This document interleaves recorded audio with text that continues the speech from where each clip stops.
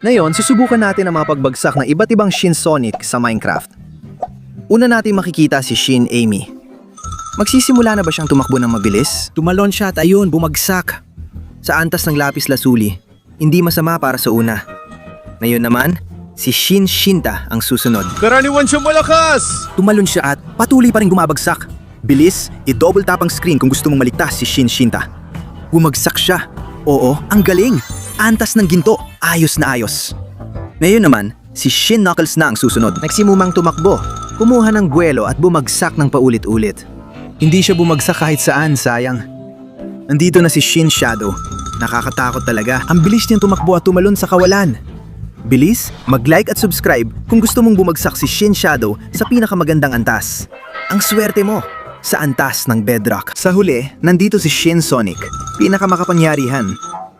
Bumagsak siya ng mabilis at nasa antas ng Redstone. Akala ko mas maganda pa sana.